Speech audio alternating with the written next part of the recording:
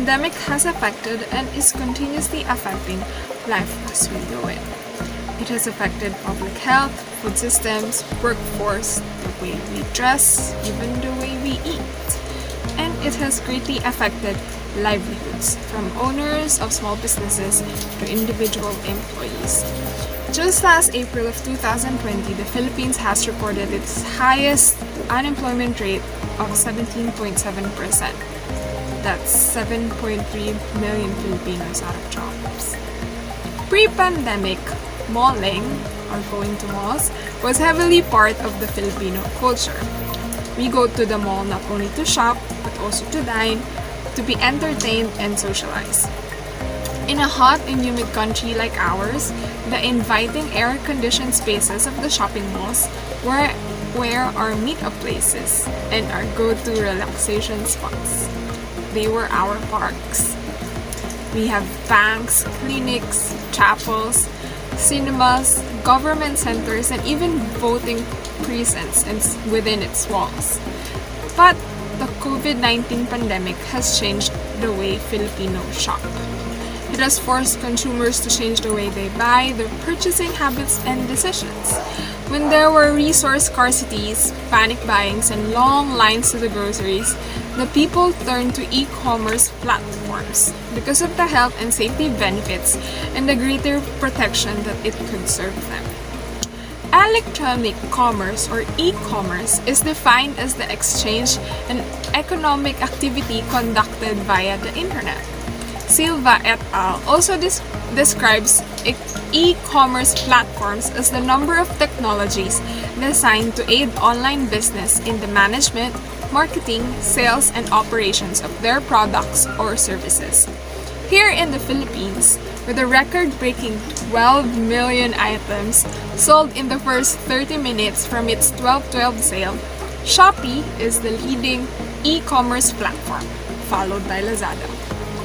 These two might be the biggest platforms, but there are also Zalora, Carousel, Beauty Manila, and eBay Philippines. The implementation of community quarantines to control the growing number of cases paved way to the increase of online shopping. According to Martin Yu, the Associate Director of SHOPEE Philippines, there was a notable increase in demand in their e-commerce application as people were using the app to buy their necessities and needs. This growing network traffic for online shopping in the middle of the COVID-19 pandemic redefined the way we shop and could greatly affect the way we see shopping malls even after post-pandemic. Online shopping could be an inconvenient way of shopping to some, since consumers cannot physically examine the product nor observe the goods that they want to buy before actually purchasing. This may introduce product uncertainty, but it isn't actually that inconvenient for most, nor that far from traditional shopping. According to Leme 2021, part of the malling experience is to visit shops and to look around without buying anything, window shopping. And in a 2020 survey done by ShopBack, a pre-shopping platform, it revealed that 73.3% of the respondents spent an average of more than an hour just browsing. That's people just browsing, adding to cart, but never checking out. Ring any bell? Around 92% of the respondents from the same survey said that they buy online in platforms such as SHOPEE and Lazada because the products are cheaper and there are more convenient payment schemes and that they have very user-friendly interfaces. Both Lemit and Tran 2021 agreed that because of the technological advancements of said platforms and the savvier attitudes of the people, consumers are now becoming more value conscious. They are now more particular to comparing prices across platforms and are more knowledgeable on costs and delays. The convenience of online shopping can be only utilized by high-income and younger consumers who were the drivers of online shopping growth, according to Farrell et al. They also noted that lower-income families prefer to visit shops in-store rather than online shop, as they have fewer stable sources of income. These families' options for stocking up on essentials were more limited compared to the middle-class and upper-class families. But in a research done by the United Nations Conference on Trade and Development, consumers in emerging economies have made the biggest shift to online shopping. But although their online activity has increased, these developing countries have paused the purchasing of their more expensive items and instead focused on the essential products. With more than 7.3 million Filipinos out of job, online shopping and selling provided the means of living for some families. The Department of Trade and Industry, or DTI, recorded a total of 75,029 registered online businesses from January to August 2020. Facebook Marketplace, Instagram, Facebook groups for online selling are just some of the ways that the Filipinos have utilized and innovated online shopping.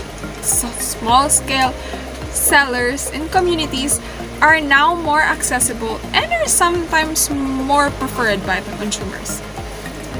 E-commerce platforms also generated numerous job opportunities, from brand ambassadors to couriers and vendors.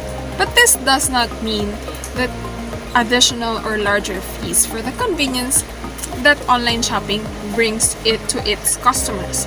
According to a 2020 SHOPEE survey, 92% of its respondents actually prefer buying online because the products and services are cheaper and it's more convenient for them. Most Filipino consumers take the price when shopping online, according to a recent survey done by the Facebook's Emerging Trend Research. This study also yielded a 93% response from consumers who said that they would consider convenience and price when deciding what to buy. The Philippines also showed a most dramatic increase in online shopping. That's 325% increase. The data also showed that 67% of Filipinos who made online purchases still plan to continue purchasing online even after quarantine restrictions are lifted.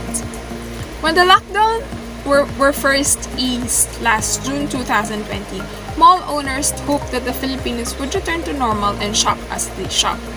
They expected them to flock to the malls after months of quarantine, but shoppers were hesitant to get out of their houses and visit the malls.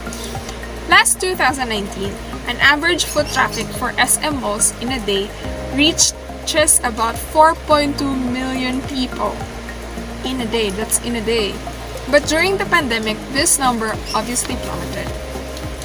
The public's opinion, in a research done by Bain & Company and Facebook, was that 80% of the consumers would likely continue to purchase groceries and other essential items online even after the pandemic is over. Even Injap Sia, the founder of the new retailer Mary Mart Consumer, agreed that the global pandemic had changed the way consumers behave. Experts said that the online economy will outlive the pandemic and continue in the new normal. So what does this mean for our beloved air-con malls, purveyor of sales, and window shopping?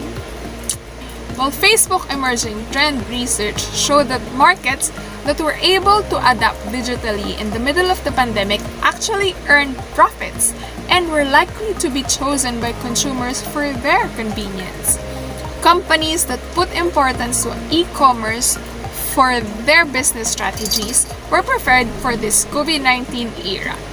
And the pandemic has forced shopping centers to adapt to digital solutions like personal shoppers, pickups, and deliveries, or they will be forced to die in a dying economy.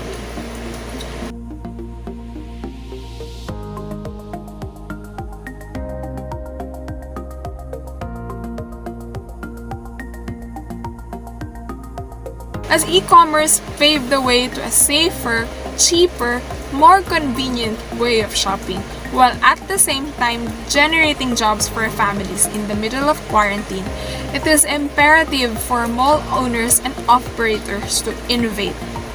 The same way that they have developed lifestyle centers like the residential areas and offices near the mall, it is important for them to develop competitive e-commerce platforms and service.